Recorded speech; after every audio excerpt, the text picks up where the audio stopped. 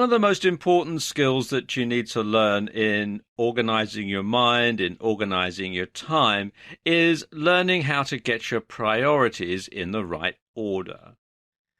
And I'm going to talk about that in this video. Now, there's a great tendency when you're an entrepreneur to give equal weight to everything, equal weight to every task that you have to fulfill.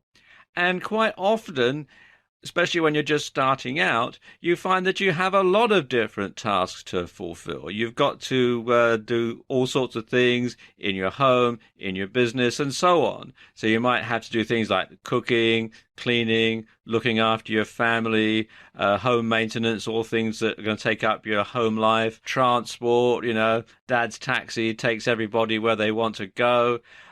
In your work life, you may have to look after your websites. You're going to need to find new clients. You're going to have to create products or provide the services. You're going to have to handle correspondence, emails, phone calls, letters, that sort of thing.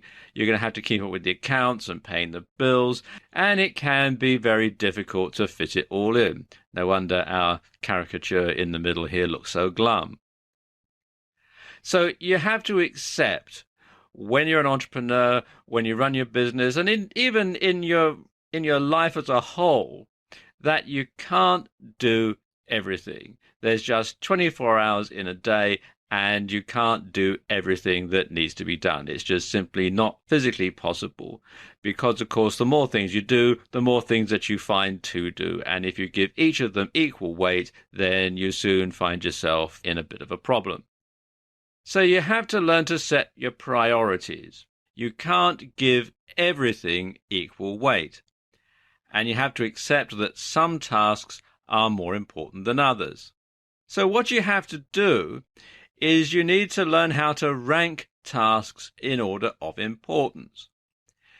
And you need to rank them like this, really. First of all, top priority are the tasks that you must do, come what may, come whatever you must do, whatever this task is. And this could be something in your business life, like going out and getting some new clients. It could be something in your home life, like you must pay your mortgage, that sort of thing. And then there's the things that you should do. And these are the things that you should do, and you're going to try your darndest to, but you can't 100% guarantee that you're going to be able to do it, because they don't have as high a priority as the things that you must do. And then there's the things that you could do, if there's time. Otherwise, it's no big deal.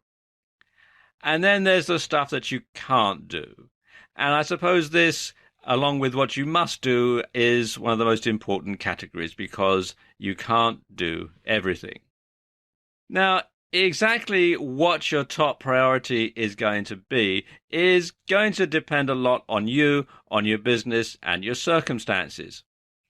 So when it comes to deciding what sort of priority to give something, you need to ask yourself, if I don't do whatever today, what's the worst thing that can happen? Now, if the consequences are dire, then this task is going to fall into the must-do category. So, for example, if you're not going to pay the mortgage, then you're going to get kicked out of your house, then obviously that comes into the must-do category. If the consequences are inconvenient, then this task will fall into the should-do category. You should do it, you should try and do it, but if you don't, well, there'll be problems, but it won't be a really serious problem. And if the consequences are no big deal, then this task should fall into the could-do category or the can't-do category. And when you're deciding what's going to fall into the can't-do category, you need to learn how to say no without feeling guilty. Now, lots of people have a big hang-up about this, and I suppose it goes back to childhood, where you're brought up to please people, so you say yes. And of course, it is easier to say yes to something than it is to say no to something, because you don't want to hurt people's feelings and that sort of thing. But when you say yes to everything, you are really not doing yourself any favors, because, as I said, you can't do everything. So you need to learn to say no without feeling guilty. And if you don't have the time to do something, then you don't have the time to do something. It's that simple.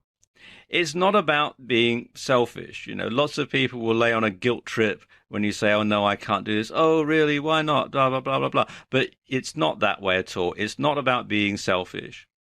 Because when you say no to something, it means that you're able to say yes to something that's more important.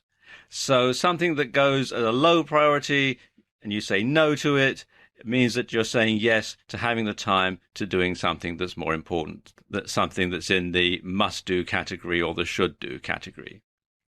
Now, there's a very good book on this subject called How to Say No Without Feeling Guilty by Patty Brightman and Connie Hatch, and you can buy it at Amazon.com and good bookstores. And it goes into this in a lot of detail about the psychology of how you say no without feeling guilty. But once you can do that, once you've got that skill, you should be able to get your priorities in order very easily.